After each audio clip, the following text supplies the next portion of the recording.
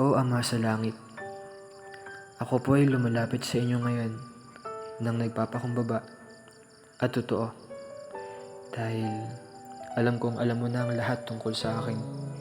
Hindi ko na kailangan magpanggap o magtago sa inyo. Lumaki po ako sa pamilyang hindi mayaman pero masaya. Alam ko rin po na alam ninyong madalas kinakapos sa pera. May mga bagay na hindi mabili, mga pangarap na hindi agad naaabot, at madalas pakiramdam ko ay laging napag-iiwanan. Ilang beses ko na rin naisip, baka hanggang dito na lang talaga ang estado ng pamilya namin. Dahil doon, naging tahimik ako at mahiyain. Hindi dahil may ipinagmamalaki, kundi dahil alam ko kung saan ako nakatayo sa buhay.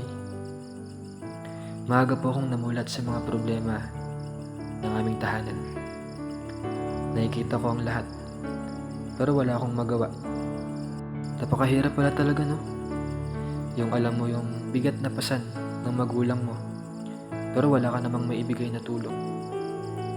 Minsan pakiramdam ko, pabigat ako sa halip na makatulong. Pero kahit ganun, hindi nawala sa akin ang pangarap.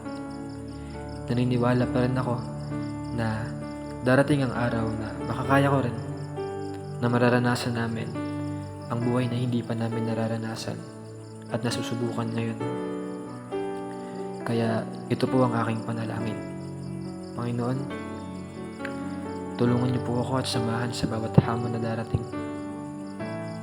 Inaamin ko po maraming beses na pakiramdam ko malayo po kayo. Sa mga panahong mahirap, dumarating ang duda, at minsan nawawalan din po ako ng pag-asa. Pero kapag tinitingnan ko ang nakaraan, nakikita ko na hindi mo naman talaga ako iniwan. Hindi mo ako binigo na maniwala at magtiwala sa'yo. Dahil sa bawat pagkakataon na akala ko susuko na ako, ikaw pa lang nagbibigay lakas sa akin. Sa bawat tagumpay na nakamit ko at sa bawat pagsubok na nalampasan ko, lahat yun ay dahil sa gabay mo at biyaya. Kaya ngayon, buong tiwala akong kumakapit sa'yo. Hinihiling ko na wag mo akong hayaang mawalan ng pag-asa kahit anong mangyari. Gamitin niyo po yung buhay ko, yung pag-aaral ko, yung mga pangarap ko, para balang araw makapagbigay na rin po ako sa pamilya ko at maibalik yung sakripisyo na ginawa po nila para sa amin.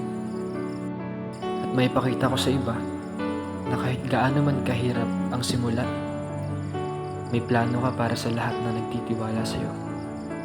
Panginoon, marami pong salamat. Ito po ang aking taimtim na panalangin. Sa pangalan ni Jesus. Amen.